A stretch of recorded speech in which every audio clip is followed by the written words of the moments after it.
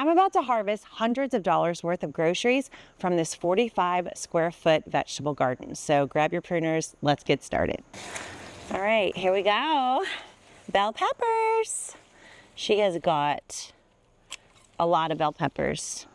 Green ones, red ones, and all kinds of in-between ones. So typically, you know, part of what we talk about at Gardenary is you really want to harvest more often. The more often you harvest, the more your plants will grow. And our client's she's been busy and so hasn't been able to harvest as often. But when you plant the Gardenary way, things kind of take care of themselves and just keep on going, which is the goal. So, but the goal with the Gardenary method is there's something to harvest every week, right? Like one of our promises is you eat from the garden every day.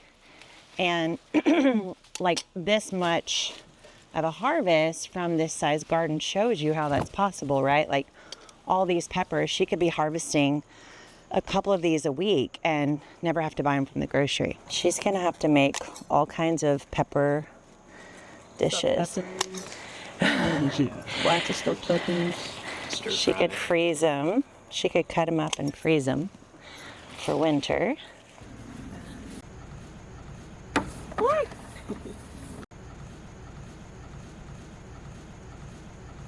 All these plants are just literally, they don't care. They're just doing their thing. They love the soil, they love the sun, and they're not picky. Sometimes I find too that peppers almost grow better with a little bit of shade. See how these peppers are just hiding under these tomatoes? And they're just doing their thing.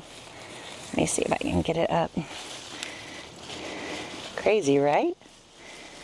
Red, beautiful bell peppers. Wow. They're so pretty. Isn't that pretty? Love it. They're so good for you too. See these guys? See how they just hide? They're just hiding, ripening.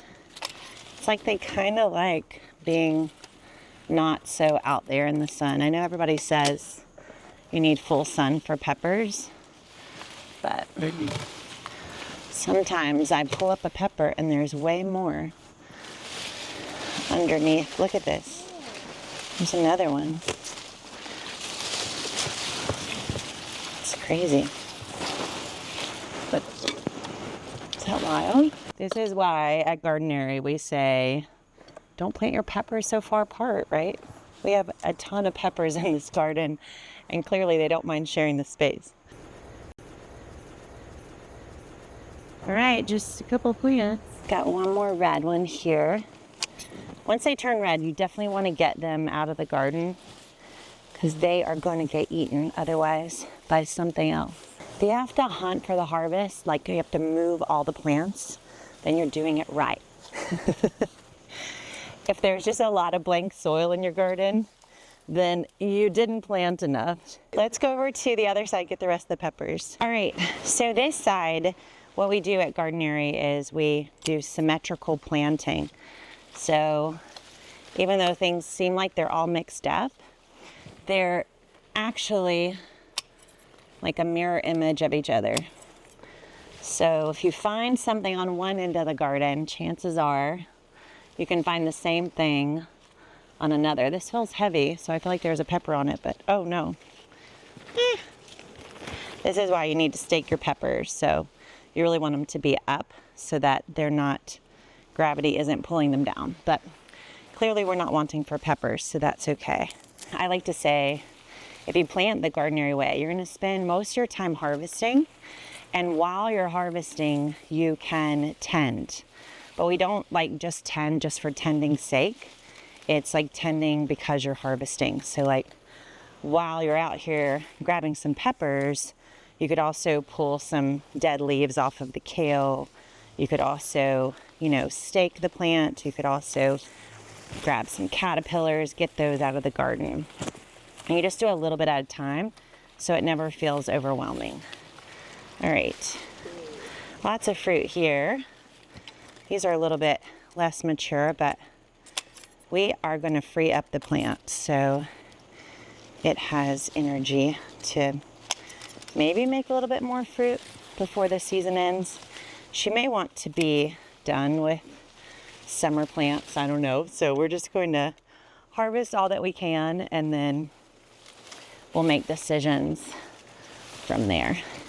But peppers are known as tender perennials, and what that means is in the right climate, they'll stay. They'll just keep growing if there's no frost or snow to kill them. They literally could last years in the garden. That's why a lot of people overwinter their peppers. They bring them indoors and keep them alive, and you could totally do that. You could do that. You could save them. You could pull them out, pot them up. I don't know what she's going to want to do. But, you know, when I gardened in hot climates like in Houston, we had peppers in our clients' gardens for years. So we'd put them in the spring. They would really crank it out in the summer and fall, kind of take a break in the winter, and then come back again in the next year. So peppers are really a great investment in the garden. I think we might have gotten all of the bell peppers now, at least the ones that I want to get. What I would do next time is definitely stake these peppers. They all really need to be upright, and you can solve this just by a little wooden stake, and then that gives breathing room to everything else that's in the garden. This guy is a little tired. All right, moving on to some more peppers.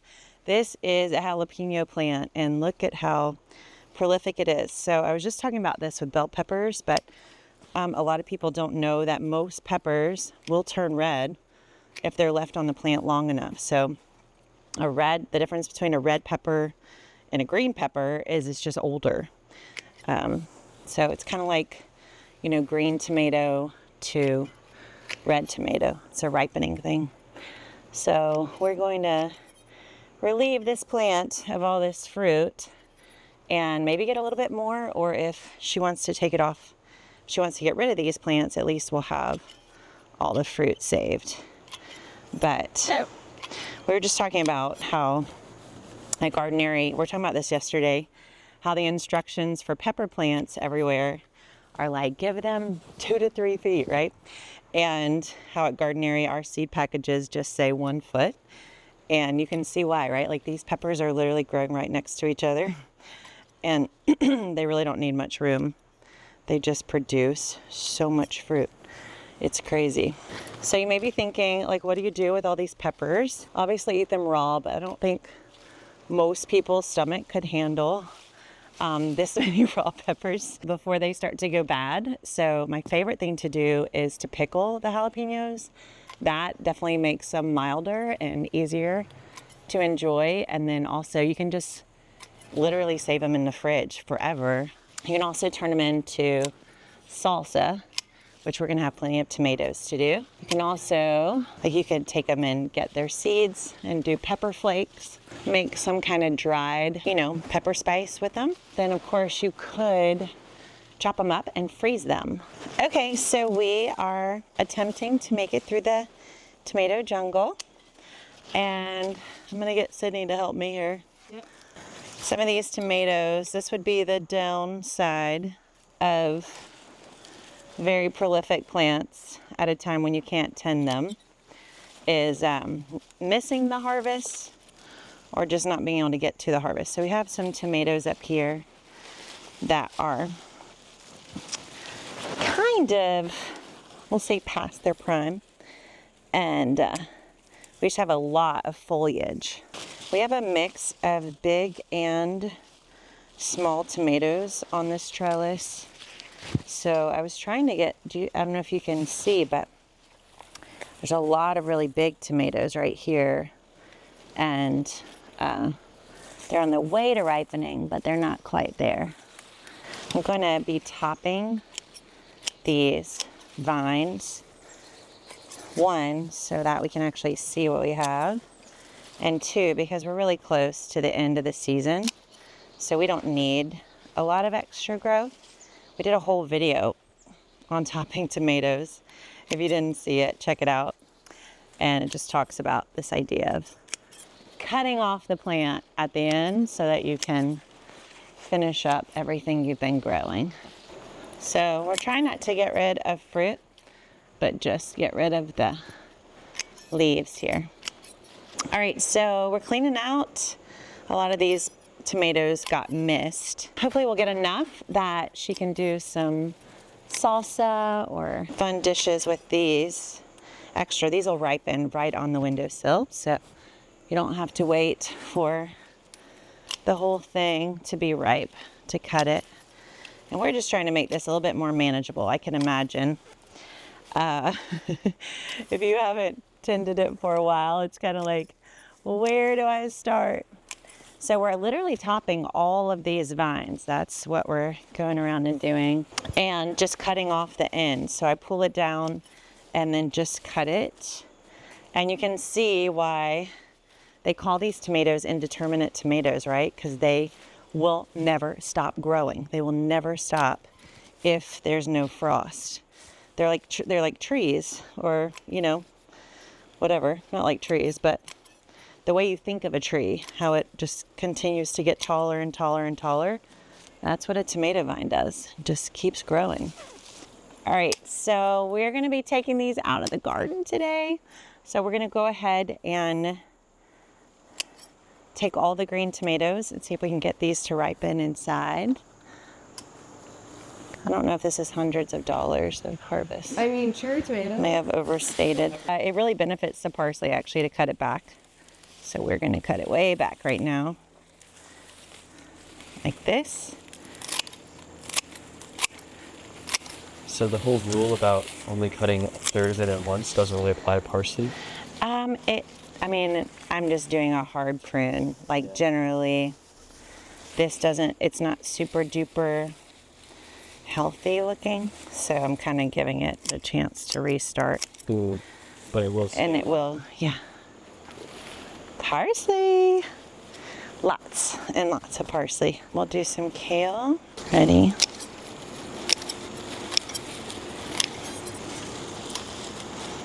The cucumbers got overpowered by the tomatoes. I'll be quiet. Go ahead. But Should be one up here too. Yeah. Somewhere. oh yeah. But we did find two.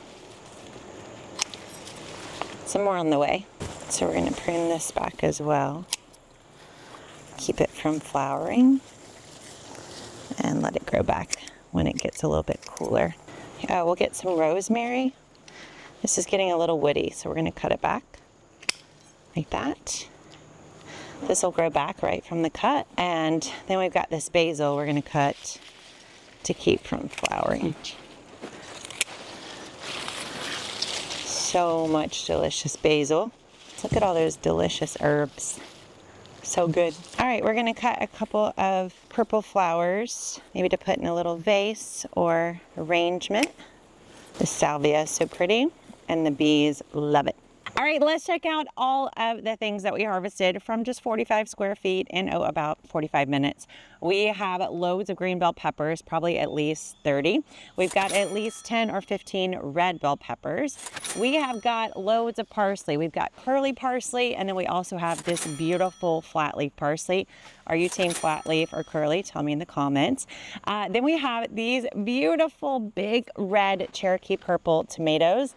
And I don't know, about 10 or 15 big green ones that we're going to bring indoors to ripen on the windowsill. Same for all these cherry tomatoes. I mean, they are piled up high. We've got loads of green ones, some red and orange ones too. We've got some cut flowers. We've also got some fun little cuts of kale. We've got about 30 or 40 incredibly beautiful jalapeno peppers. And then, of course, we've got our herbs, lots of rosemary and tons of basil. And let us not forget these 2 cucumbers. So at Gardenary, we're not big on saying that the garden is all about saving money, but I mean, clearly it does work out that way. And here at Gardenary, we pride ourselves on harvesting something from the garden that we can eat every single day of the year. If you want to learn more about planting the Gardenary way, then you can get started right below this video. We have a guide to show you how to plant your garden intensively like this so that you get harvests like this on a regular basis, and you can start replacing your own grocery bill with things growing in your garden too.